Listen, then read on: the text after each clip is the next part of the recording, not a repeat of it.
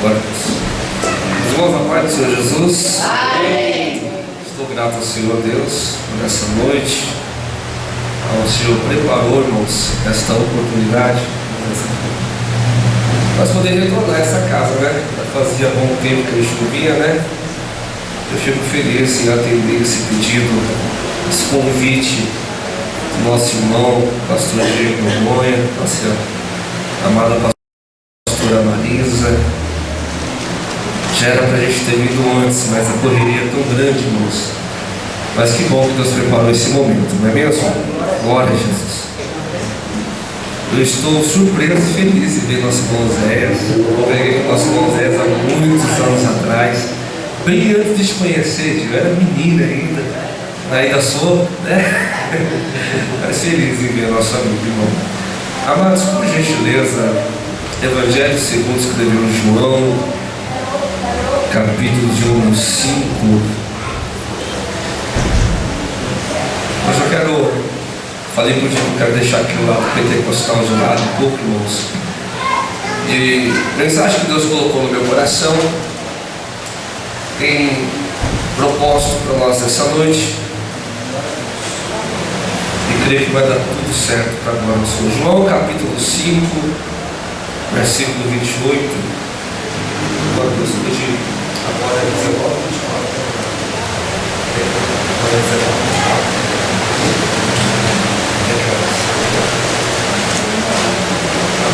Glória a Deus. Então, João capítulo 5, no versículo 28, diz assim: não vos maravilheis disso, porque vem a hora em que todos que estão nos sepulcros ouvirão a voz do Senhor, e os que fizeram bem sairão para a ressurreição da vida, e os que fizeram mal para a ressurreição da condenação. Eu vou ler mais uma vez, preste atenção. Versículo 28.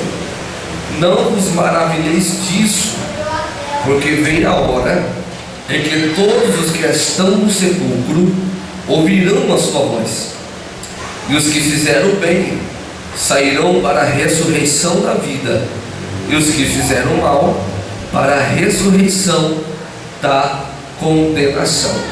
Amém? Mas eu quero falar sobre um tema nessa noite, que é um tema que Deus me deu a oportunidade de estar lecionando lá na Vila Magine, e eu quero compartilhar com os irmãos o que diz esse texto. Esse texto nós vamos meditar nessa noite. Nós vamos falar um pouco acerca do estado intermediário dos mortos. Obrigado, pastora. O estado intermediário dos mortos. O que é isso, pastor? O estado intermediário dos mortos falam desse período após a morte até as duas ressurreições que nós vamos ter na Bíblia. Esse texto que nós temos em João fala que haverá ressurreição. E nós temos na Bíblia, nós encontramos pelo menos duas ressurreições. A primeira, que é a ressurreição dos justos, e a segunda, que é a ressurreição dos injustos. Então perguntas, por exemplo, como para onde vamos após a morte, o que acontece após a morte, como que é dado o procedimento à alma e ao espírito logo após a morte, até o dia da vida de Cristo. Esse período nós compreendemos e chamamos de estado intermediário. Então, para a gente entender esse estado intermediário, nós precisamos compreender primeiro que existem duas linhas de raciocínio. Por exemplo, o arqueólogo Rodrigo Silva, pastor Rodrigo, ele acredita que nós somos um ser dicotômico. Pastor Hernandes Dias Lopes também acredita que nós somos um ser dicotômico. Nós acreditamos na tricotomia. Pastor, o que quer dizer isso? Dicotomia é quando nós somos chamados apenas de dois elementos, corpo e espírito. Tanto Hernandes quanto Rodrigo Silva não acreditam na existência da alma. O que é um ser tricotômico? Que é aquilo que nós acreditamos. Acreditamos que nós somos três em um, conforme a imagem e semelhança de Deus. Deus é Pai, Filho e Espírito Santo, são três em um. Nós chamamos isso de trindade ou triunidade. Lembrando que a palavra trindade, ela não existe na Bíblia, mas nós cremos na sua manifestação. Da mesma forma que Deus é três, mas é um, nós somos a sua imagem e semelhança, logo nós somos um ser tricotômico, formados de três elementos que juntos formam um elemento só. Quais são esses três elementos? Corpo, alma e espírito. Então o termo tricotomia significa aquilo que é dividido em três, ou que se divide em três elementos ou três pontos. Falamos disso em relação ao homem.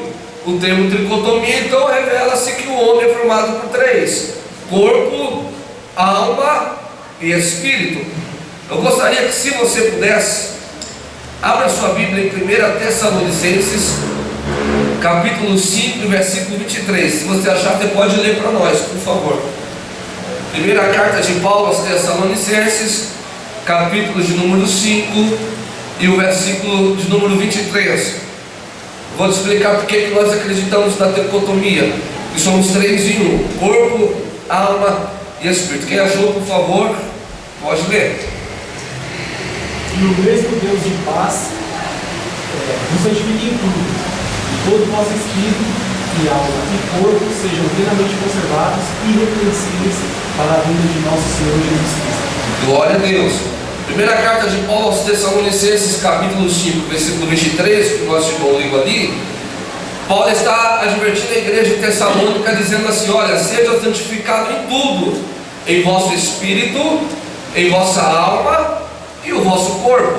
Então nós temos três elementos: espírito, alma e corpo, três em um. Por isso que nós acreditamos na tricotomia. Hebreus capítulo 4 e o versículo 12 diz assim: porque a palavra de Deus é viva, é eficaz, mais penetrante do que a espada alguma de dois gumes, e penetra até a divisão da alma e do espírito. O escritor aos Hebreus está falando sobre dois elementos: alma e espírito. Mas para ser humano precisa de um corpo, precisa então da matéria. Então logo aqui nós temos a exposição mais uma vez dessa tricotomia: corpo, alma e espírito. Partindo desse princípio é onde nós vamos entrar aqui nesse estudo, nessa palavra, para nós entendermos o que é o estado intermediário dos mortos. A partir do momento que eu entendo que eu sou um, mas eu sou três, a partir do momento que eu entendo que dentro de mim, dentro desse corpo, dentro dessa matéria, existe uma alma e existe um espírito também, nós vamos começar a compreender o que é o estado intermediário dos mortos. Um estudo que trata para onde nós vamos após a morte, até o dia da ressurreição. Lembrando que haverá duas ressurreições. Algumas questões estão ligadas sobre esse estado intermediário dos mortos, como por exemplo, você já se perguntou se existe vida após a morte? Você já se perguntou o que acontece exatamente após a morte, da hora da morte, o que vem depois? É claro que alguns vão dizer: olha, ou vai para o céu ou vai para o inferno, mas é muito mais profundo do que isso. Quando nós nos perguntamos para onde vamos após nós morremos, para responder essas perguntas, nós precisamos entender então o que é a morte, a definição de morte. Segundo a medicina, quando nós falamos de morte, nós estamos falando que morte é a paralisação de todos os órgãos vitais, como o coração ou como o cérebro. Um desses dois órgãos parou, é assim então identificado a morte. O médico pode vir e atestar o óbito: o coração parou, fizemos o exame, não há mais vida. Ou como, por exemplo, quando o cérebro para, também é dado-se como morte cerebral, o que não deixa de ser uma morte. Isso é segundo a definição da medicina. Segundo a definição da Bíblia, o que é morte? Morte, segundo a Bíblia, nada mais é do que a separação do corpo físico e do espírito. A Bíblia compreende que morte é quando o espírito sai do corpo. A partir do momento que foi atestado a morte, a partir do momento que acontece a morte, o espírito e a alma que estão ligados no corpo, há uma separação. A partir do momento que há morte, se o espírito e a alma tentar voltar para o corpo, não consegue. Houve uma separação. E essa separação, segundo a Bíblia, do corpo, da alma e do espírito, lembra que eu disse que nós somos três juntos? A morte é isso, é a separação do corpo e a separação da alma e do espírito. Isso é a definição de morte. Então vamos ver, houve a morte, a separação do corpo, da alma e do espírito. O mais simples, o mais fácil de entender, o que acontece com o corpo. Logo após atestado a morte, em menos de 24 horas, provavelmente esse corpo, essa matéria, será devolvida à terra, será sepultada, será cremada, mas será extinta ou será destituída. A Bíblia diz em Hebreus capítulo 9, versículo 27, que ao homem está destinado a morrer somente uma vez. Preste atenção, o homem está destinado, segundo a Bíblia, a morrer apenas uma vez. Após essa morte, a Bíblia diz que segue-se então o juízo. E que juízo é esse? Nós vamos entender daqui a pouco. Eclesiastes capítulo 12, versículo 7, diz que quando a morte, a separação do corpo, da alma e do espírito, essa matéria que é feita de pó, conforme de Gênesis capítulo 2, versículo 7, que formou Deus o homem do pó da terra, esse pó, que é essa matéria, vai voltar à terra, e a terra vai ficar. Porém, o espírito e a alma vão ser entregues a Deus. É isso que Salomão escreve em Eclesiastes capítulo 12 e versículo 27. Se nós temos, por exemplo, para entender mais esse conceito de morte, Lucas capítulo 23, o versículo 46, o maior exemplo disso é Jesus Cristo. Jesus, quando estava na cruz, ele disse assim: Pai, em tuas mãos eu entrego meu espírito. Houve a separação do espírito e do corpo. O corpo foi sepultado ali no túmulo de José de Arimateia, e o espírito foi entregue a Deus. Foi isso que Jesus falou: Pai, em tuas mãos eu entrego meu espírito. E havendo dito isso, expirou, morreu. Separação do corpo e do espírito. Pois bem, quem desce à sepultura é o corpo, e o corpo vai ficar na sepultura aguardando o dia da ressurreição, ou na primeira ou na segunda. Nós vamos ver isso daqui a pouco em 1 Coríntios 15. Haverá duas ressurreições. Depende de qual é o seu estado antes da morte. Se você morreu em Cristo, você ressuscitará na primeira ressurreição. Lembra daquele corinho bem antigo, que é da minha, que vai lembrar: eu me levantarei, eu me levantarei, eu me levantarei da primeira ressurreição. Os que morreram em Cristo. Os que morreram no pecado e sem Jesus estão destinados a ressuscitar na segunda ressurreição, que está próxima ali, Apocalipse 19 e 20, no grande trono branco. Irmãos, está dando para entender até aqui? Amém. Vamos lá, bem devagar. Então, se eu entendo que morte, a separação do corpo e do espírito, que o corpo, que é pó, vai voltar para o pó, e o espírito segue se dando o juízo, o que diz a Bíblia? Que só há vida no corpo enquanto estiver presente no corpo o espírito e a alma. Eu estou fazendo um estudo sobre a alma, não vou entrar nesse assunto hoje, porque a alma é muito complexa para a gente entender, para passar assim rápido. Mas há quem pregue que na morte a alma deixa de existir. Ela não deixa, ela continua existindo, e ela acompanha o espírito, porque segundo a psicologia, a alma é o psique das nossas emoções. Tudo que você sente na alma. A alma tem dois tipos de sentimento: primário e secundário. O sentimento primário é aquele que você nasce com ele: o amor por um pai, por uma mãe, o amor por um filho. O sentimento secundário é aquele que vai ser colocado na alma segundo a sua existência. Por exemplo, a raiva, o ódio, a tristeza, a decepção são sentimentos secundários. Se a partir do momento que tudo que você sente na alma, a partir do momento que você deixa o seu corpo e a separação, essa alma continua existindo, porque a Bíblia diz que lá no céu ou lá no inferno haverá sentimentos. No céu, sentimentos de alegria; no inferno, sentimentos de tristeza, de angústia. Uma vez que o espírito não tem sentimento, quem tem sentimento é a alma, logo nós acreditamos que a alma que é atrelada ao espírito, ela continua a existir. Amém? Outro dia eu volto só para falar de alma, mas hoje, seguinte: o corpo dessa sepultura fica aguardando o dia da ressurreição. Só a vida no corpo, enquanto a presente no corpo, o espírito e a alma. Porém, quando nós falamos de morte, nós falamos de dois grupos. Hoje eu vou focar no primeiro, e assim que Deus preparar, a gente volta e fala do segundo grupo. Amém? Eu vou ter meu peixe para lutar. O primeiro grupo são aqueles que morreram em Cristo Jesus.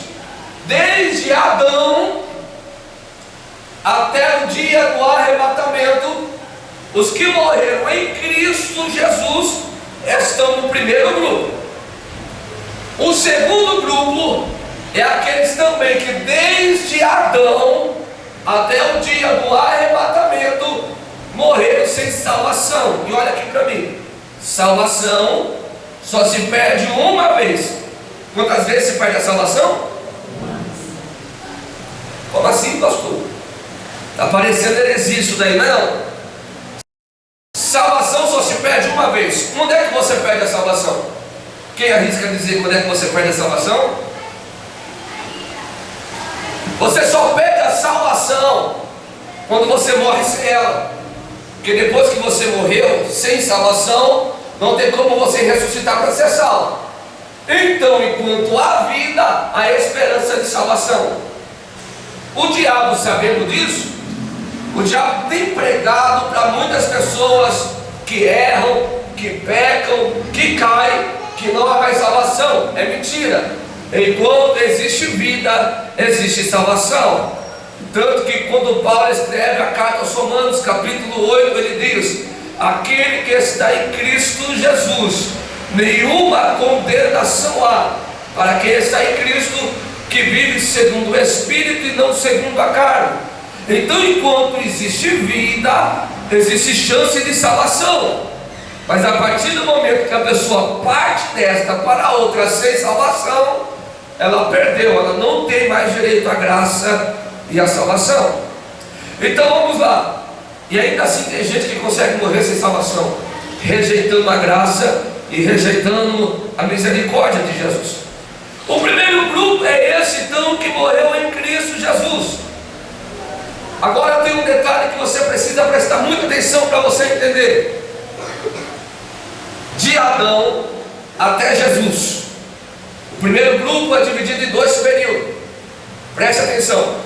Desde o primeiro homem que morreu em Cristo, desde Adão até Jesus, os que morreram em Cristo eram levados para um lugar. De Jesus, o segundo período, até o dia do arrebatamento, os que morreram em Cristo são levados para outro lugar.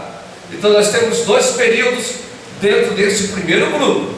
O primeiro grupo é aqueles que morreram em Cristo Jesus.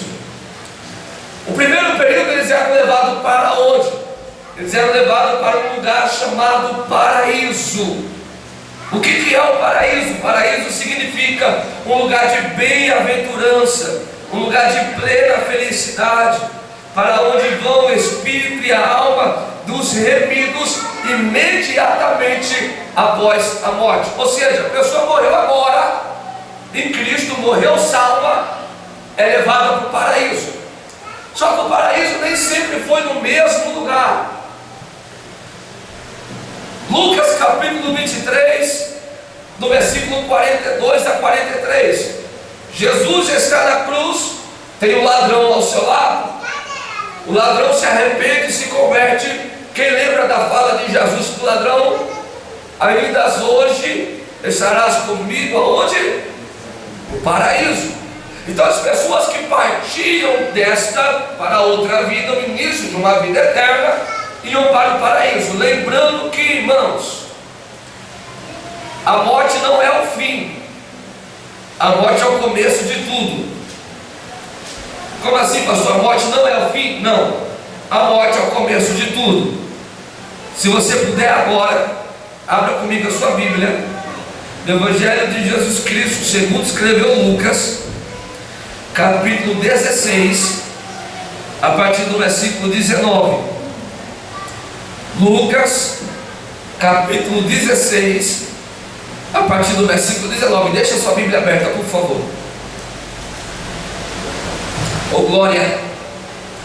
O texto diz assim: ora, a epígrafe do texto diz: a parábola do rico e do Lázaro. Versículo 19: ora, havia um homem rico e vestia-se de púrpura e de linho finíssimo, e vivia todos os dias regalada e esplendidamente. Havia também um certo mendigo chamado Lázaro. Qual é o nome do mendigo? Lázaro, que jazia cheio de chagas à porta daquele, e desejava se alimentar das migalhas que caíam da mesa do rico, e os próprios cães iam lamber-lhe as suas chagas ou feridas.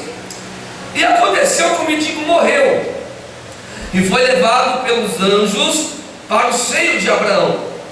E morreu também o rico, e foi sepultado.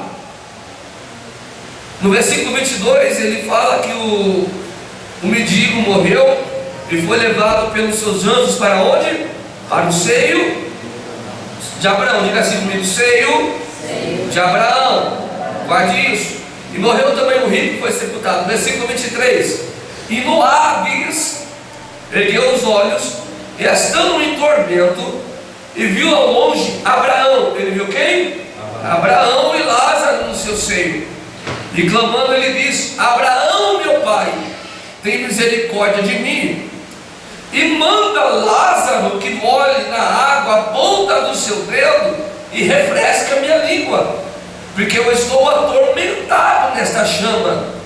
Disse, porém, Abraão: filho, lembra-te que recebeste os teus bens e tua vida, e Lázaro somente males, e agora este é consolado e tu é atormentado. E além disso, está posto um grande abismo entre nós e vós, de sorte que os que quisessem passar daqui para vós não poderiam, nem tampouco os de lá passar para cá. E ele disse: rogo-te, pois, ó pai, que o mandes à casa de meu pai, porque tenho 5 irmãos, para que lhe dê testemunho, a fim de que não venham também para este lugar de tormento. Disse-lhe Abraão: eles têm Moisés e os profetas, ouça-nos. E ele disse: não, Abraão, meu pai, mas se algum dos mortos fosse ter com eles, arrepender-se-iam. Porém Abraão lhe disse: se não houve a Moisés e aos profetas, também tampouco acreditarão, ainda que algum dos mortos fosse até ele. Olha só, apesar da sua Bíblia estar escrito a parábola do rico e do Lázaro, esse texto que nós lemos não é uma parábola. Como assim, pastor? A Bíblia está errada? Não. O que houve foi um erro de tradução, porque as parábolas têm por si algumas características. Por exemplo, toda parábola que Jesus contou, Jesus não cita nome na parábola. Então o que define que parábola é que parábola não tem nome. Por exemplo, Lucas capítulo 15, Jesus falou das 100 ovelhas e do pastor que perdeu uma no aprisco. 100 ovelhas, não tem nome próprio nessa parábola. Segunda parábola de Lucas 15, Jesus vai falar da mulher que perdeu as dracmas e chamou as vizinhas. Não tem nome na parábola, porque é uma parábola. Segunda parábola de Lucas 15, Jesus vai falar sobre o fazendeiro, o pai, o filho pródigo, o filho mais velho, os servos, mas não cita nome. Parábola não tem nome próprio, aprenda isso. Então Lucas capítulo 16 não é uma parábola, porque parábola é uma metodologia que Jesus usa contando uma história que não é real para expor uma situação. Aqui Jesus está contando essa história e é mencionado alguns nomes. Por exemplo, Abraão. Abraão não é fictício, Abraão é uma pessoa real. Está citando o nome de Lázaro. Não é o Lázaro de João 11, mas é um nome próprio. Além de Lázaro, ele também está citando Moisés. Moisés é nome próprio, alguém que existiu. Então essa história que nós lemos aqui é uma história real que aconteceu e Jesus está contando para expor para nós o que acontece logo após a morte. Pois bem, os que morriam eram levados para um lugar chamado paraíso. E aonde ficava o paraíso? Amém? Aonde ficava o paraíso? Esse paraíso, deixa eu fazer uma pergunta para você. Você acredita que o paraíso é em cima, lá no céu? Ou você acredita que o paraíso é embaixo? Quem acredita que é em cima? Levanta a mão. Quem acredita que é embaixo? Levanta a mão. Você que não levantou, você não sabe, mas você vai descobrir agora. Do início de tudo até a morte de Jesus, o paraíso ficava dentro de um lugar chamado Hades. É o que diz aqui no versículo 23 do capítulo 16. Esse Hades tem alguns nomes como Hades, Sheol ou inferno prisão. Esse Hades não é em cima, nos céus. Lembrando que nós temos 3 céus. O primeiro céu é esse céu que está acima de nós, que nós vemos. O segundo céu é a atmosfera, onde estão os corpos celestes, os planetas, estrelas. E o terceiro céu é onde está a glória de Deus. Paulo, ele escreve que ele subiu até o terceiro céu e viu coisas que não são dignas de ser faladas aqui na terra. Esse Hades não é nos céus. Esse Hades é embaixo da terra, é lá no inferno. Não é o lago de fogo e enxofre, porque o lago de fogo e enxofre, onde será o juízo final, ainda não foi inaugurado. Vai ser inaugurado após o milênio, quando Satanás e o inferno e seus demônios seriam amarrados e lançados por Miguel nesse lago de fogo e enxofre. Esse inferno, que é o inferno prisão, é chamado de lugar de tormenta. E o paraíso era nesse inferno, mas havia um abismo que separava. Os que morriam em Cristo eram colocados nesse paraíso, onde era chamado de seio de Abraão. E do outro lado ficavam os que morriam sem Cristo, chamados almas perdidas, nesse lugar chamado Sheol, Hades, Geena, inferno, prisão, que era um lugar onde eles eram atormentados por demônios e por chamas de fogo. Os dois lugares ficavam no mesmo ambiente. O que separava um lugar do outro lugar era um abismo que havia entre o paraíso e havia entre esse inferno e prisão. Jesus está dizendo que 2 pessoas morreram. O rico avarento foi levado para esse inferno e Lázaro, o mendigo, foi levado para o paraíso. Preste atenção, lá embaixo, no mesmo lugar, havia uma separação por um abismo. Quem estava no inferno via quem estava no paraíso, a ponto que o texto diz que esse rico dizia: ó pai Abraão, manda Lázaro molhar a ponta do dedo para refrescar a minha língua. E o que é que Abraão responde? Nós não podemos sair daqui para ir, porque há posto um abismo entre nós.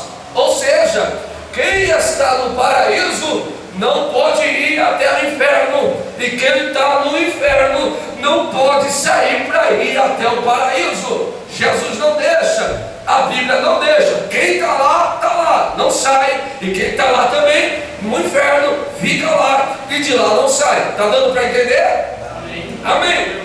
Então há um abismo entre o paraíso e há um abismo entre o inferno. Outro detalhe, informação que esse texto dá a quem pregue que após a morte não lembraremos de nada. Mentira. O texto diz que a nossa consciência e a nossa morte não será de nós retirada. Após a morte, sim, eu vou ter minha memória e eu me lembrarei de tudo. Você quer ver? Se essa história que Jesus está contando é uma história real, olha o que diz o texto. Esse que morreu sem salvação está dialogando com o pai Abraão. E o que é que ele diz? Pai Abraão, faça-me um favor. Meu pai e meus irmãos não acreditam nesse lugar. Ele está lembrando da família. Ele está dizendo, pede que Lázaro vai até eles e avisem eles sobre esse lugar. E o que é que Abraão responde? Não, ele tem Moisés e ele tem os seus profetas. O que isso quer dizer? Quer dizer que está proibido, preste bem atenção, os mortos saírem da onde estão, tanto no paraíso quanto no inferno, para falar com quem está vivo. Você conhece alguma religião que faz isso? Que diz que se comunica com os mortos, pastora, e traz a mensagem dos mortos aos vivos? Se o próprio Deus colocou um limite dizendo, quem morreu não sai da onde está. Pode estar no paraíso, na terra não vem. Pode estar no inferno, do inferno não sai, para se comunicar com os vivos. Aí me veio uma turma dizendo que está recebendo a psicografia de quem morreu. Se a Bíblia diz que quem morreu não volta, está proibido. Aí veio uma turma em volta de uma mesa branca e água, meu irmão, dizendo, ó, fulano votou, não votou não, é demônio para enganar as pessoas. Quem está dentro desse centro espírita se passando por quem já morreu, não é quem morreu, são demônios que estão lá para enganar esse povo que não conhece Bíblia, porque se conhecesse, entenderia que a Bíblia diz que aqueles que morreram não podem voltar. Não tem como conversar com quem já foi para o céu ou para o inferno, não tem. Nós podemos conversar com Cristo. Ele é o único que ressuscitou e está vivo até hoje.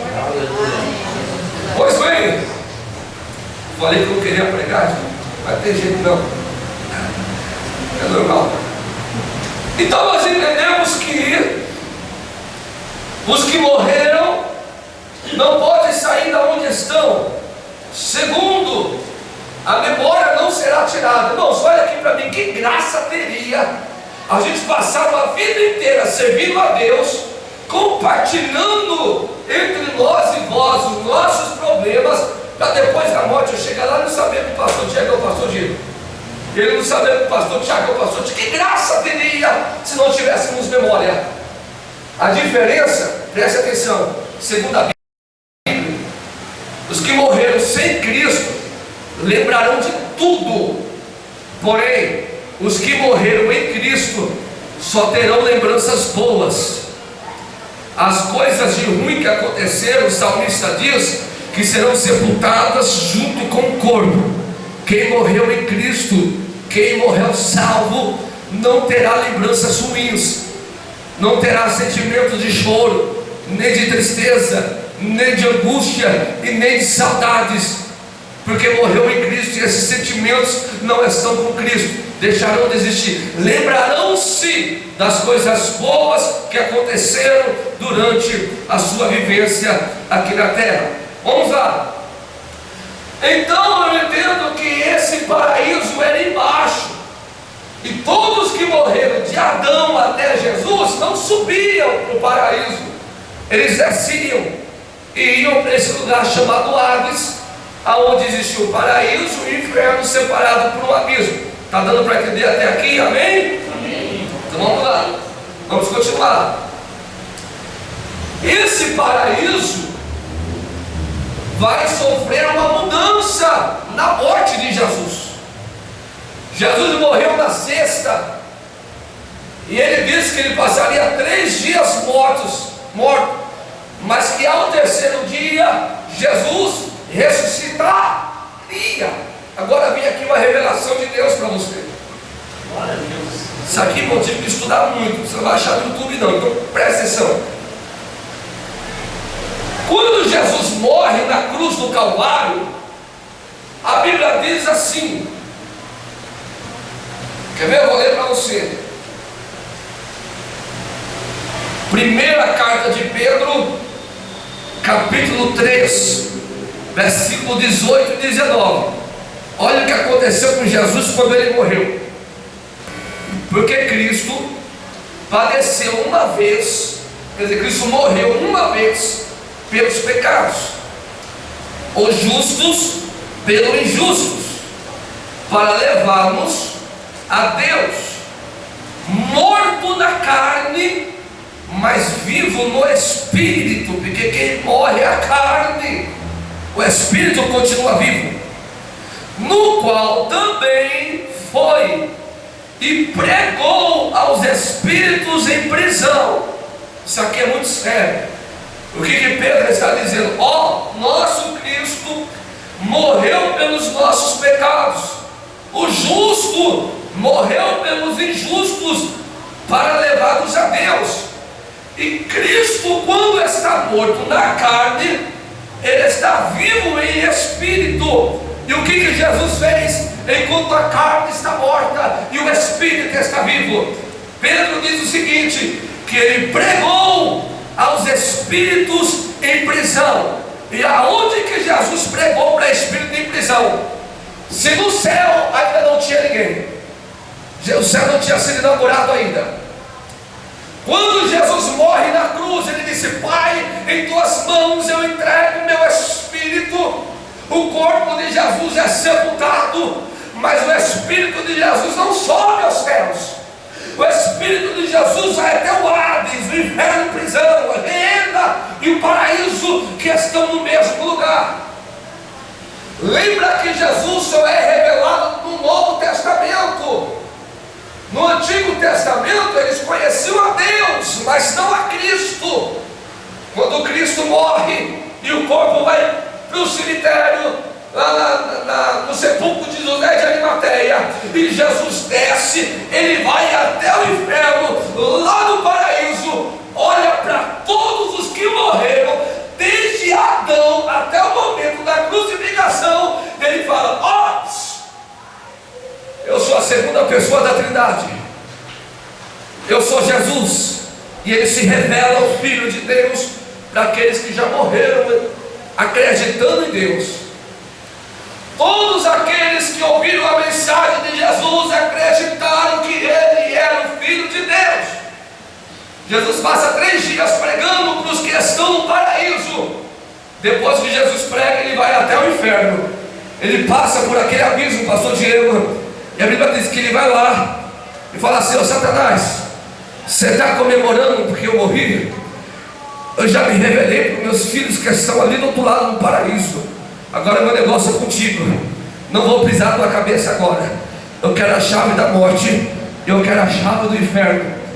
Aí a Bíblia diz que Jesus tomou a chave da morte e tomou a chave do inferno das mãos de Satanás, e disse assim: agora é hora de voltar. Jesus volta para o paraíso e diz para os que morreram em Cristo, dizendo: eu já tenho a chave da morte, eu já tenho a chave do inferno, agora eu vou ressuscitar. Já é domingo, já passou 3 dias, e eu vou subir, e vocês que acreditaram na minha palavra, que estão no paraíso, vão subir comigo. Irmãos, isso aqui é profundo. Porque Efésios capítulo 4 versículo 8 diz: por isso, subindo ao alto, levou o cativo o cativeiro e deu dons aos homens. Quando Jesus ressuscitou, ele subiu à terra, mas não subiu sozinho.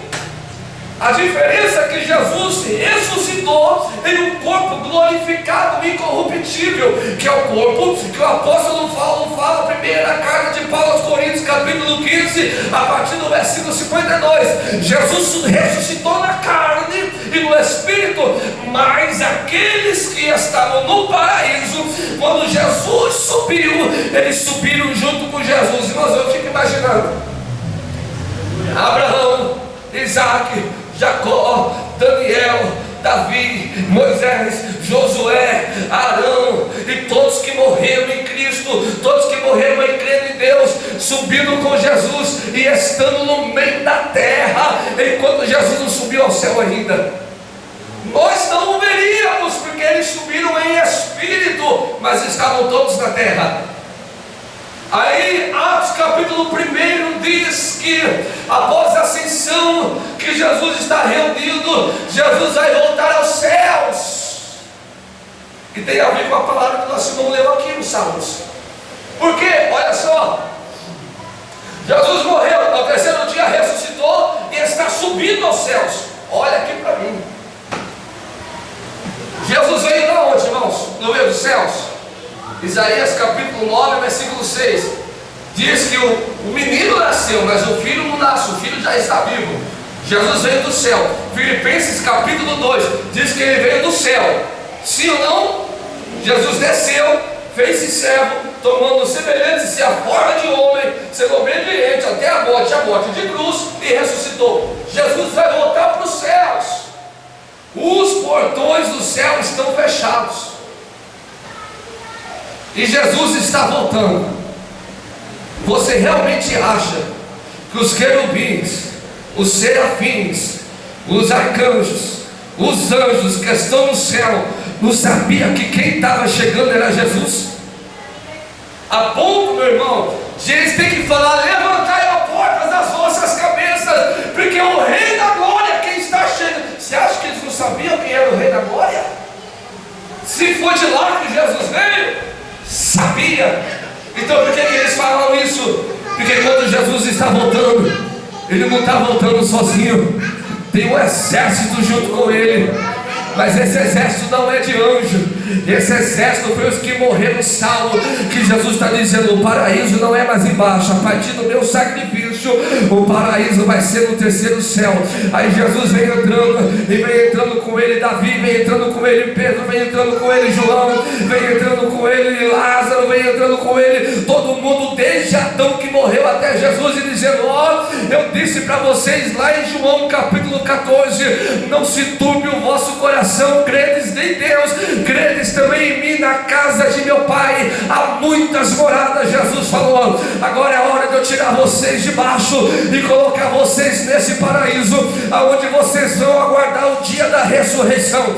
Jesus tira o paraíso de baixo, coloca o paraíso de cima, os portais se abrem, as portas levantam a sua cabeça, elas abrem os portões do céu. Jesus está entrando agora, e todos que morreram salvos estão entrando com Jesus no paraíso, inclusive o ladrão que se arrependeu na cruz e foi com Jesus no paraíso. Todos estão entrando agora no céu pelo sacrifício de Jesus Cristo.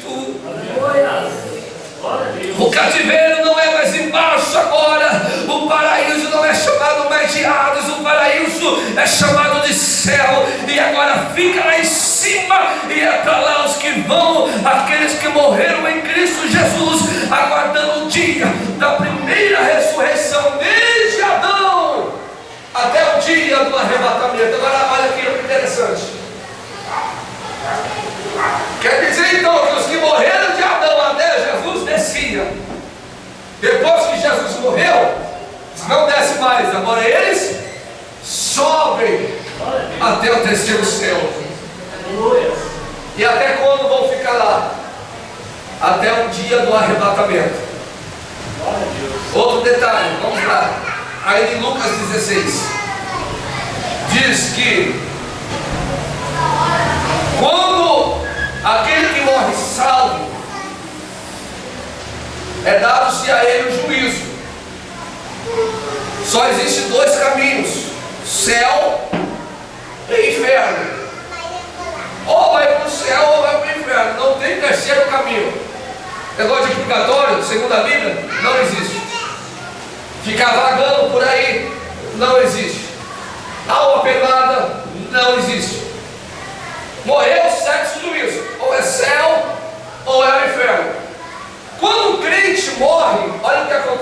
a Bíblia diz que veio os anjos de Deus, ali aonde está o que vai partir, para levá-lo até o paraíso. Deixa eu contar um testemunho para vocês. Deus falou para mim, quando meu pai estava vivo, Deus falou assim para mim: vou levar seu pai. Quem conhece a minha história, quem não conhece, eu sou filho de pastor, nasci em berço evangélico. Quando eu nasci, em 1988, meu pai já era pastor, 56 anos de pastorado, tinha intimidade com Deus terrível. E Deus falou para mim: eu vou levar seu pai. Prova disso é, na semana que meu pai ia morrer, eu fui na casa do pastor Diego e da pastora Marisa. Eu falei assim: tem como vocês olhar meu filho? Porque eu vou internar meu pai agora, e Deus falou para mim que ele não vai voltar. Ele não passa desse ano, Deus vai levar ele. Lembra disso, pastor? Lembra disso, mano? Pastor, levei meu pai no hospital. Meu pai estava internado lá da UPA, da Sacadura, antes de ser transferido para a Santa Casa de Santo André, onde Deus o recolheu. Quando meu pai estava internado na UTI, ele estava num leito, e eu fui visitar o meu pai. E eu conversava com ele, meu pai lúcido. Só que meu pai se perdia nas palavras. Por quê? Meu pai, eu não sei se isso já aconteceu para vocês, meu pai falava comigo. Eu dizendo: pai, vai dar tudo certo, é só mais um susto. Apesar de Deus falar que ia levar, mas a gente não quer perder, a gente ora para Deus ter misericórdia, curar e salvar. Salvar já está salvo, mas curar e levantar.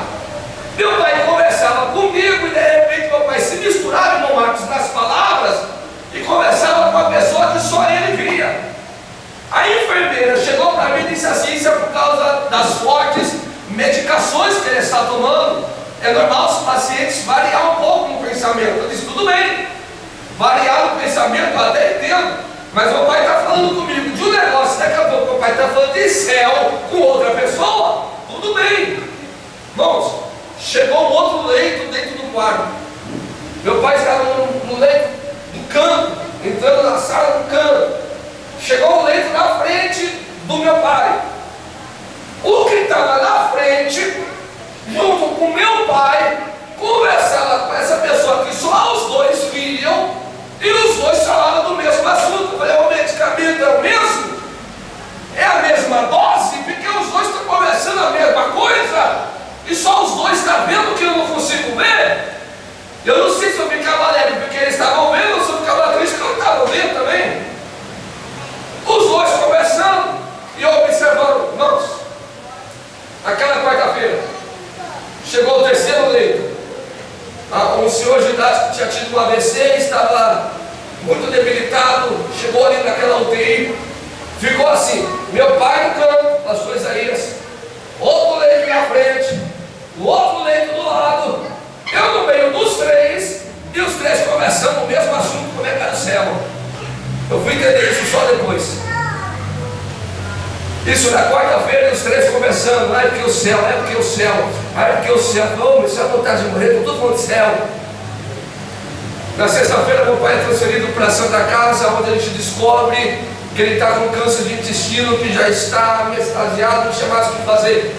Ele opera 10h30 da noite para retirar daquele tumor. Eu subo até o quarto e falo: pai, nós vamos colocar a igreja em oração, Deus vai dar vitória. E ele fala para mim: ora não, porque Jesus já falou que vai me levar. Não ora por mim não, minha hora já chegou, eu vou subir, é de lá que vai acontecer, que Deus vai me levar. A gente não quer aceitar a separação, a gente não quer aceitar a morte, a gente ora repreendendo. Mas ele estava muito mais consciente do que eu e você.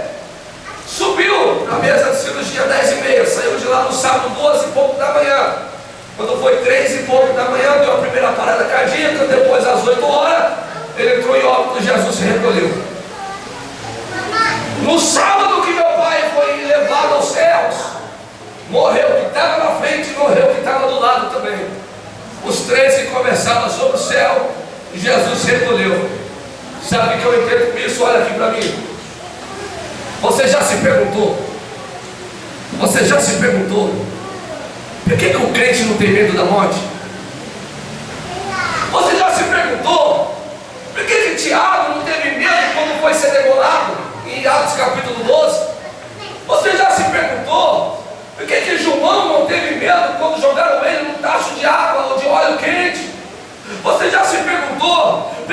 missionários da África são queimados vivos e eles não temem a morte. Você já se perguntou que aquela pessoa que é fervorosa no leito, você vai lá para dar uma palavra de esperança, e quem sai de lá com esperança é você, mesmo sabendo que a pessoa vai partir? Revelação de Deus, está aqui na Bíblia.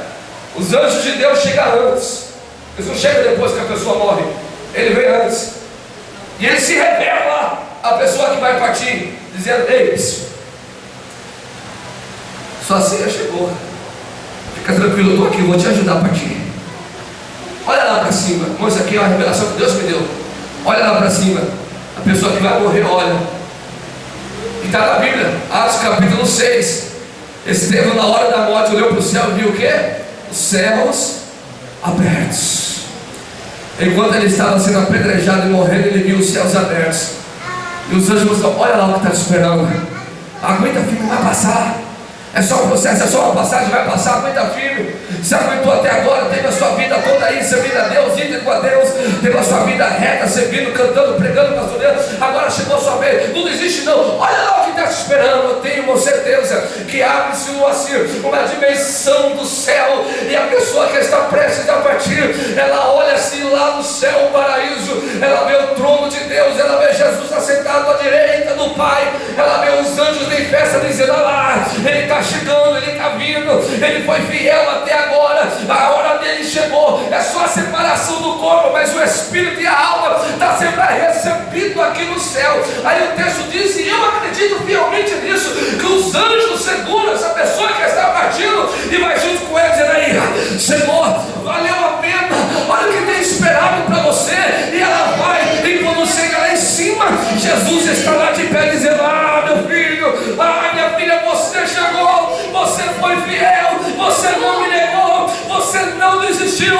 Olha o paraíso que eu tenho preparado para você. Deus, aleluia. Triste não é quem morre em Deus, triste é quem fica.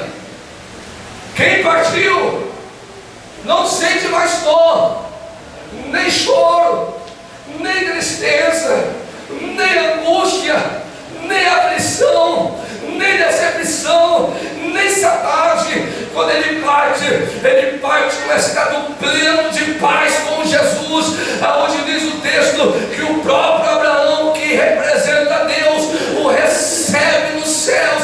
E olha aqui, se você perguntar para alguém que já morreu em Cristo se ele quer voltar, eu tenho certeza que a resposta dele quer voltar. Vai ficar sofrendo aí na terra, vai ficar aí padecendo de dor. Eu não volto, mas não volta mesmo. Estou no paraíso, lugar de delícia, lugar de paz, lugar de felicidade. O que a Bíblia diz sobre o paraíso? Mateus capítulo 5, versículo 4 diz que os que choram lá serão consolados, porque lá não haverá mais choro. João escreve Apocalipse capítulo 22 dizendo que lá no paraíso ele enxugará dos seus olhos toda lágrima. Lá não haverá morte, lá não haverá pranto, lá não haverá tristeza, lá não haverá ranger de dente. Apenas você, Deus, Cristo, os anjos, adoração no céu. O que nós sabemos hoje, porque está na Bíblia, como Isaías 6, que diz que os serafins ficam lá dizendo: Kadosh, Yahvé, Sabaó, que quer dizer santo é o Senhor dos exércitos.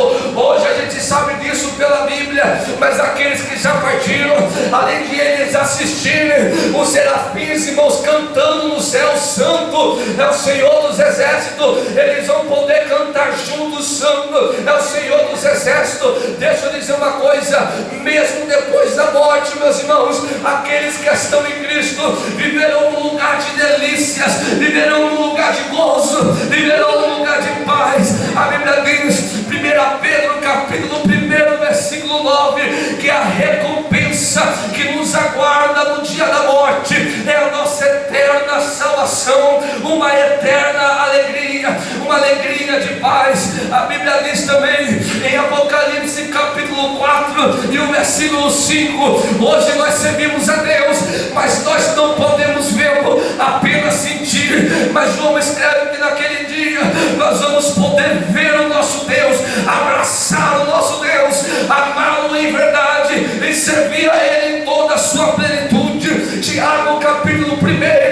versículo 12 diz que a partir do momento que o corpo se separa da alma e do espírito, e os anjos vêm para levar essa alma e esse espírito no céu, Tiago diz que Jesus já está lá imposto com uma coroa, esperando a nossa chegada, para colocar essa coroa em cima da nossa cabeça. Que coroa é essa? É uma coroa de vitória, é uma coroa de honra, é uma coroa de glória. Oh, aleluia! Apocalipse capítulo 21 e o versículo 22 diz que lá na eternidade, lá no céu, a glória de Deus é tão grande que lá não precisa de sol para iluminar, nem de lua para clarear, e muito menos de estrela. Ou seja, lá não há noite, lá não haverá trevas, lá não haverá escuridão, porque o brilho da glória de Deus iluminará todo o paraíso, e nós não andaremos mais em trevas, mas andaremos na luz de Cristo Jesus. Olha o lugar que nos espera, e olha o lugar que quem já partiu exclamou: essa palavra consola. Essa palavra de João, que aqueles que já estão lá pisarão em ruas de ouro, verão muros de pedras de bronze, de jaspe, porque o tesouro no céu é maior do que o tesouro aqui na terra. Apocalipse capítulo 21, a partir do verso 7, ele diz: e o que estava sentado no trono, que era Deus, disse: ei, para esses que chegaram até aqui, eis que eu faço nova todas as coisas. E diz aí, escreve, porque essas palavras são verdadeiras e fiéis. E esse que estava no trono disse, e está cumprido: eu sou o Alfa, eu sou o Ômega, o princípio e o fim. Quem quiser e tiver sede, pode vir, porque aqui no jardim tem uma fonte, e a fonte que jorra de água para a vida eterna. Olha o que ele diz agora para nós que estamos vivos: quem vencer herdará todas essas coisas. Eu serei o nosso Deus, e vocês serão os meus filhos. Irmãos, essa palavra, ela mexe comigo de uma tal forma, pastor Diego, que eu sou bem sincero para você. Se Jesus perguntasse agora: ei filho, quer ir para o céu? Eu sei que a gente vai deixar muitos amigos, família, mas só de pensar que tem um lugar desse esperando a gente, irmãos. Eu quero ir para o céu. Quem quer ir para o céu? Glória a Deus. Então, se você quer morrer, não, você quer ir para o céu, irmãos? E só tem duas maneiras de subir lá. Vamos entrar agora nessas maneiras. Glória a Deus. Bom, quem está entendendo essa palavra, né?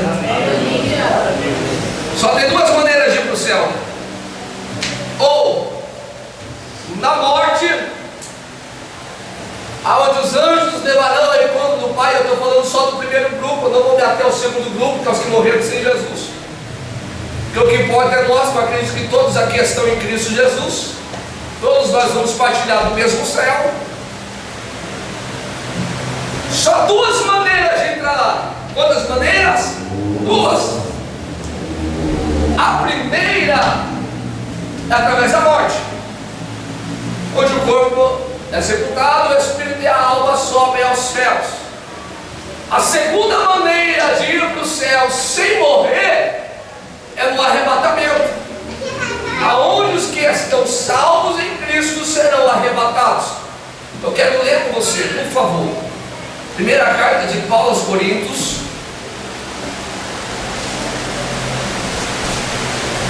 eu vou ler um texto antes aqui, que tem a ver com o culto de hoje.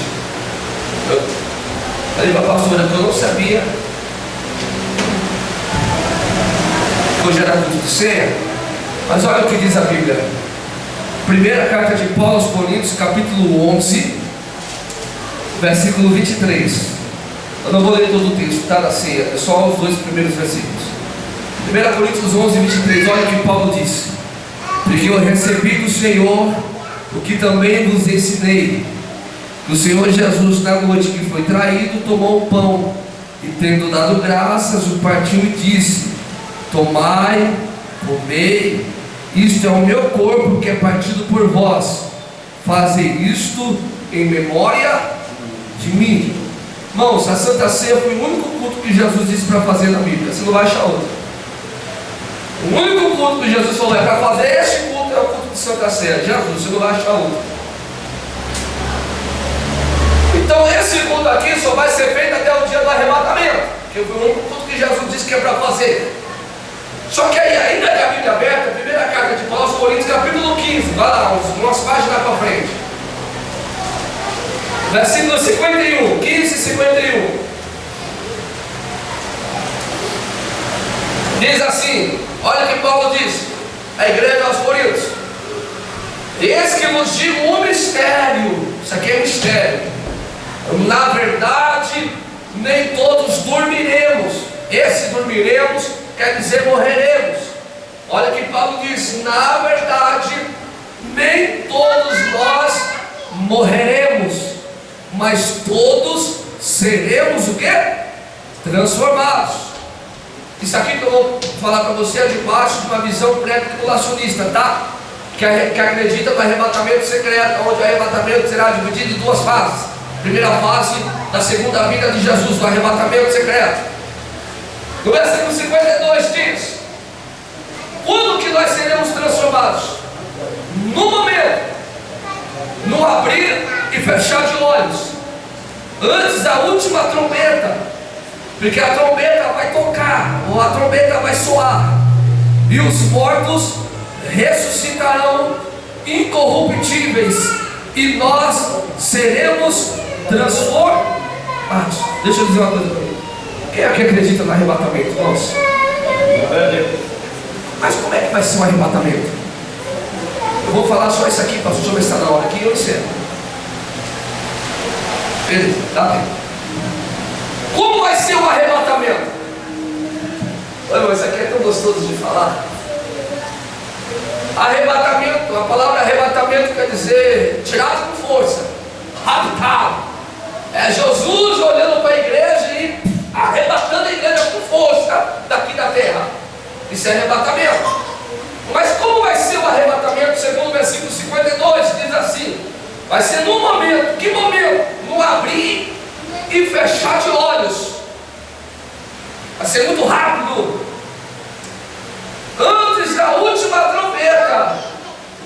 Porque a trombeta vai tocar. A trombeta vai o quê? Isso aqui é revelação, irmãos. Quando a trombeta tocar, o que diz o texto? E os mortos ressuscitarão incorruptíveis. Quem são esses mortos que vão ressuscitar? Olha só, presta atenção. Vamos supor que o arrebatamento vai acontecer agora. Como é que vai ser? Romanos capítulo 13, versículo 11 diz assim: porque conhecendo o tempo que já é hora de despertarmos do sono, porque a nossa salvação está mais próxima agora do que quando nós aceitamos Jesus. A Bíblia de Gênesis e Apocalipse, ela dá evidência de 318 sinais da vida de Jesus. Esses 318 sinais já se cumpriram para o arrebatamento acontecer. Mateus capítulo 24, os sinais que Jesus disse que haveria de acontecer, já aconteceram e está aí para explodir o arrebatamento. Jesus falou: não sabeis o dia e nem a hora, mas conhecendo o tempo. E que evidências há de conhecer o tempo? São os sinais que a Bíblia diz. Como é que vai ser o arrebatamento? A Bíblia diz que Jesus vai olhar, não sei se Jesus vai olhar, mas vai ter alguma coisa ali que vai dizer assim: chegou a hora de eu arrebatar a minha igreja. Jesus está no céu, Ele vai chegar no paraíso, aonde estão todos esses que morreram em Cristo, e dizer: ó, vem comigo, porque chegou a hora do arrebatamento. O espírito e a alma daqueles que morreram em Cristo descerão com Jesus até onde? Nas nuvens, 1 Tessalonicenses capítulo 4 diz que Jesus virá até as nuvens. O arrebatamento é o maior evento escatológico que é esperado pelos crentes, pelos salvos, pelos cristãos em Cristo Jesus. Jesus desceu. A igreja que está no paraíso vai descer com Jesus. Não só a igreja, mas vai descer querubim, serafim, anjo, arcanjo, ficarão todos nas nuvens, porque é o maior evento esperado lá nos céus e aqui na terra também. Pois bem, a hora que estiverem todos nas nuvens, Jesus vai dar uma ordem aos querubins, dizendo: ei, prepara a trombeta, e a trombeta vai tocar. Jesus vai olhar para aqueles que morreram e vai dizer assim: ó, quando a trombeta tocar, oh, glória, quando a trombeta tocar, todos os que morreram desde Adão até este momento desçam e ressuscitem em seus corpos. Esperem o toque da trombeta. Está na Bíblia, nós lemos. Aí Jesus vai dar ordem: toquem a trombeta vai ser tocada. Quando tocarem a trombeta, os que morreram em Cristo descerão da terra e ressuscitarão, mas não no corpo corruptível, ressuscitarão em um corpo incorruptível, em um corpo perfeito, em um corpo glorificado, em um corpo do estado de glória. Ressuscitarão. Olha aqui para mim. Imagina a cena. Nós temos dois cemitérios aqui em São Caetano: cemitério das Lágrimas, 3, cemitério da Cerâmica, né, que é o da Saudade, e o outro não lembro, Vila Paula. o cemitério da Vila Paula. Vamos supor que agora, que hora que é agora? 8h29 da noite, morreu crentes nos 3 cemitérios que estão sendo velados lá agora. Só está o corpo, porque o espírito já está no paraíso. Aí o arrebatamento vai acontecer agora. Aí Jesus falou: prepara a trombeta, porque os mortos vão ressuscitar primeiro. A trombeta toca. Aí está lá os ímpios no caixão, velando o crente que morreu. De repente a trombeta toca. Os ímpios não vão escutar a trombeta, somente os crentes de Jesus.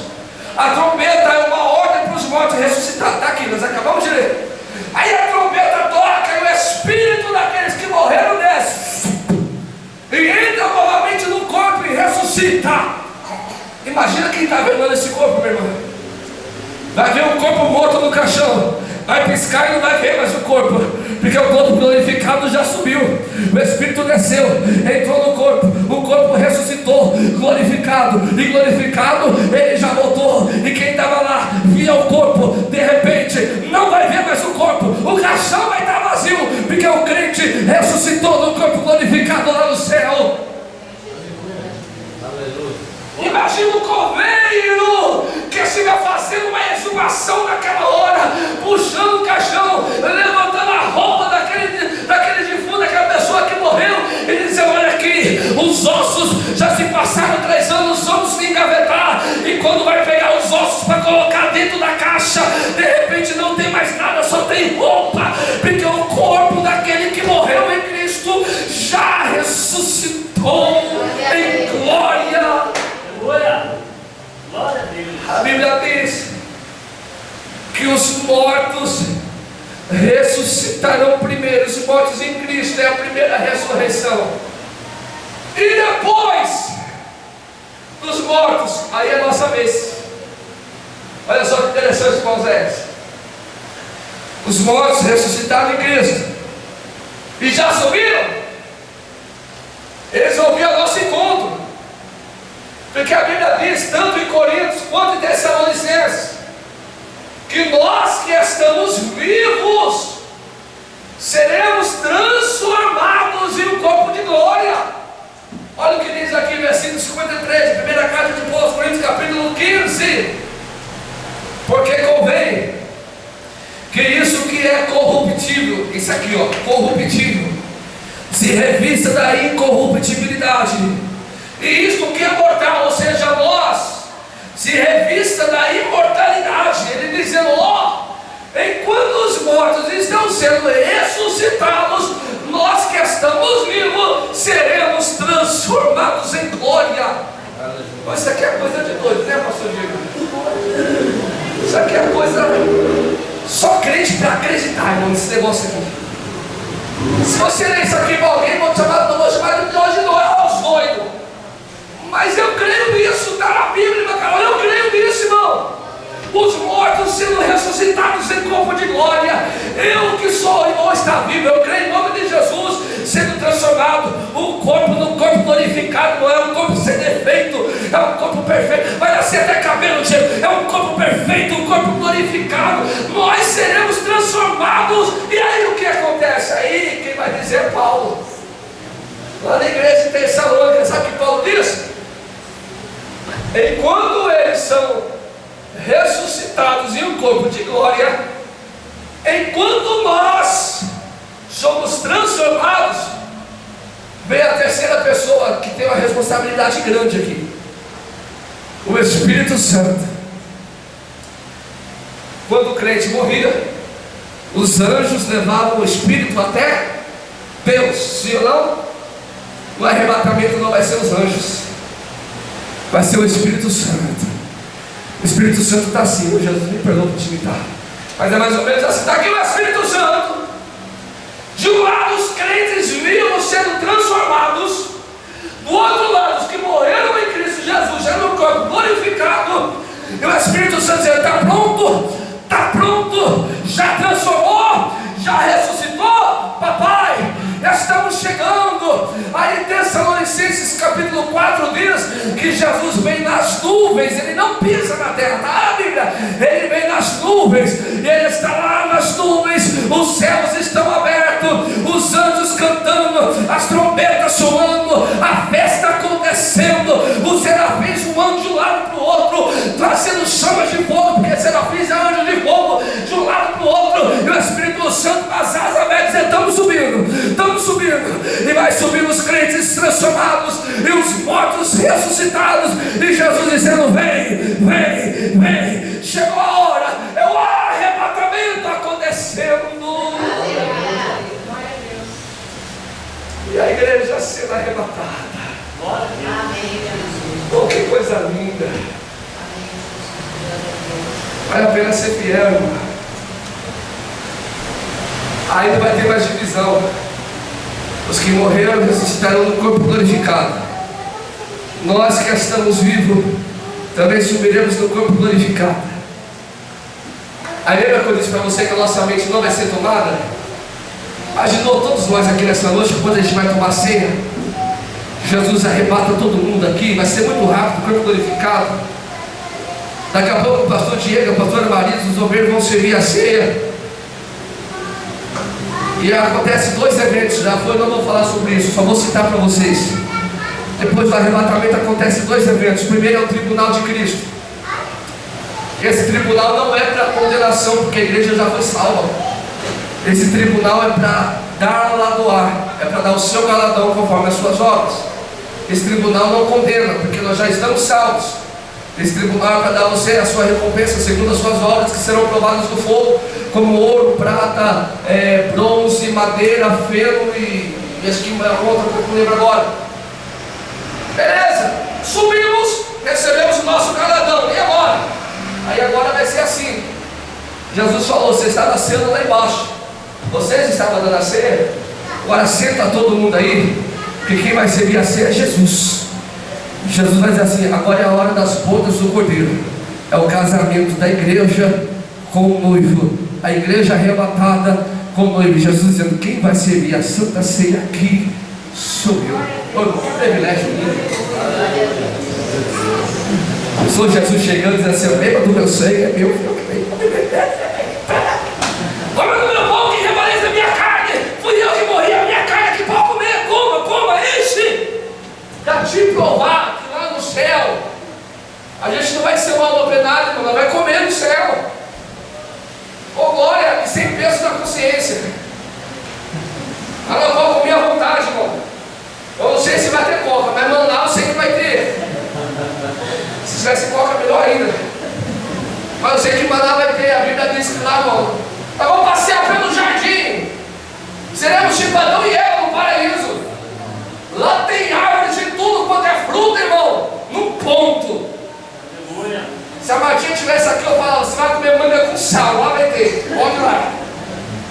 Gabriel, pega o melhor limão. Gabriel, hoje pai limão, pega limão, meu filho. Aqui não vai ter caneta não, vai parecer mel com a boca. Vai comer no céu, irmãos. Nós vamos ter apetite. Se Jesus vai receber a Santa Ceia, sabe que a Santa Ceia é simbólica? É real. Então vale a pena, irmão, ser fiel. Nós temos que estar preparados para duas situações. Vamos ficar de pé para a gente fazer uma lição. Nós temos que estar preparados para duas situações. Primeiro, subir no arrebatamento. Oh glória. Subir no arrebatamento. Pastor, se Jesus não vier arrebatar a igreja, então você tem que estar pronto para morrer. Como assim, pastor? Se Jesus chamar só a sua senha agora, fala assim: chegou a sua vez, eu não vou arrebatar a igreja, eu vou arrebatar só você. E aí, você está pronto? Não dá tempo de se preparar depois, irmão, tem que andar preparado. É por isso que o texto que está na Bíblia, o texto da Santa Ceia, fala assim: examine-se pois o homem a si, porque ninguém pode salvar você, ninguém pode pedir perdão por você, ninguém pode se preparar por você, é só você. Do mesmo jeito que você se prepara, você pede perdão, você prepara o teu espírito para participar do corpo do sangue de Jesus, você tem que preparar o teu corpo, a tua alma, o teu espírito, para se Jesus chamar você para ir lá hoje. Esses dias eu falei para Jesus: Jesus, se tu quiser me levar, eu estou pronto. Já fiz seguros de vida para Martinho e Gabriel, estão assegurados. Dia 12 agora eu vou passar por uma cirurgia, vou arrancar algumas coisas desse corpo velho aqui. Eu falei: Jesus, se tu quiser me levar, eu estou pronto, porque eu sei que o que me espera do lado de lá é maior do que o do lado de cá. Aqui Deus me deu muitos anos de vida para me pregar muitas vezes aqui. Mas se porventura vocês querem saber que Jesus me levou, chora não. Chora com você que ficou, eu estou melhor que vocês. Estou no céu, no paraíso. Aí esse pastor é meio doido. Doido não! É esse o sentimento que a gente tem que ter. Paulo, antes de morrer, escreveu 2 cartas. Dias antes de morrer, 2 cartas. Na verdade é uma só que dividiu em 2. Sabe quem que pode escrever carta? Para Timóteo. Timóteo, a minha hora chegou. Ele não fala isso com tristeza, ele fala isso com alegria. Eu vou embora, Timóteo, chegou minha vez de morrer. Meu filho na fé, eu combati um bom combate, acabei a carreira, encerrei minha fé. Chegou a hora, porque está reservado para mim uma coroa de honra, de glória e de justiça. E a vez chegou, ele está alegre, irmão. Quem é que fica alegre sabendo que vai morrer? É crente salvo. Porque a alegria da salvação é maior do que a tristeza da separação. Quem chora é quem fica, quem está indo embora está indo alegre, porque sabe que Deus está lá esperando ele. Aí Paulo vai dar um conselho para Timóteo: eu vou, mas tu, meu filho, guarda a palavra, pregue ela em tempo e fora de tempo, faça aí, combate o seu bom combate. Eu já deixei a receita, Efésios 6:10, toma aí o capacete da salvação, a couraça da justiça, o calçado da preparação do evangelho, o escudo da fé e a espada que é a palavra, meu filho, pregue até chegar a sua vez. É isso que nós estamos fazendo. Vamos ficar prontos enquanto a nossa vez não chega. Nós vamos pregando, vamos cantando, vamos louvando, vamos adorando, vamos ceando, para a hora que Jesus chamar, ou no arrebatamento ou no individual, a gente está preparado para subir. Feche seus olhos. Vamos fazer uma oração nesse momento. E essa oração é individual, é por você. Se porventura você sabe de algo que possa impedir a tua salvação, uma hora de você pedir perdão a Deus. Precisa orar em voz alta, não é você e Deus, você em pensamento com Deus. Pode começar a orar. O Espírito Santo está te ouvindo. Não ore para pedir perdão apenas para tomar a ceia, mas peça perdão dizendo: Pai, se porventura existe algum pecado, algum erro, alguma falha em mim que condena-me a perder a salvação, Pai, perdoa-me. Se é verdade que não há nenhuma condenação para quem está em Ti, Jesus, e se é verdade o que o Senhor disse para João, a ponto de João dizer no capítulo 1: eis aí o Cordeiro de Deus que tira todo o pecado do mundo, então purifica com teu sangue, me perdoa os meus erros, perdoa as minhas falhas, perdoa as vezes que eu menti, perdoa as vezes que eu falhei, perdoa as vezes que durante a raiva eu disse palavrão, me perdoa todas as vezes que eu fiz o que a Bíblia diz que não era para fazer, me perdoa pela minha incredulidade, me perdoa pela minha falta de fé, me perdoa, Senhor, por tudo, até mesmo os pecados que eu não lembro mais. Me perdoa pelos pensamentos errados. Me perdoa pelas vezes que eu duvidei de Ti. Me perdoa pelas vezes que eu não acreditei na Tua promessa. Me perdoa pelas vezes que eu desanimei. Me perdoa pelas vezes que eu deixei de congregar. Pelas vezes, Senhor, que eu falei contigo. Me perdoa. E traga de volta a alegria de salvação a mim. Traga de volta a alegria da salvação na minha vida. Traz de volta a alegria da salvação na minha alma. E a alegria da salvação do meu espírito. Traz de volta, Senhor, a alegria de eu me sentir salvo e não mais perdido. Eu quero sair daqui, fala assim, Deus, eu quero sair daqui na certeza que se o arrebatamento acontecer, ou se quando descer a escada o Senhor chamar meu nome, eu estarei salvo na eternidade. Me dá essa certeza, essa alegria de ser salvo. Enquanto você ora, o Espírito Santo limpa. Enquanto você ora, o Espírito Santo trabalha. Enquanto você ora, Deus perdoa pecados, inclusive os meus. Enquanto eu prego e oro, o Senhor perdoa os meus pecados também, porque eu não sou melhor do que ninguém. Nos purifica com teu sangue, nos dá vestes brancas mais alvas do que a neve. Limpa-nos, ó Deus, de toda impureza, de toda mancha. Limpa-nos, ó Pai, nos dá vestes brancas limpas para encontrarmos contigo. É o que te pedimos agora, Senhor, na certeza da obra do teu Espírito. E por isso, Senhor, te louvamos nessa hora e te agradecemos. Amém, Jesus.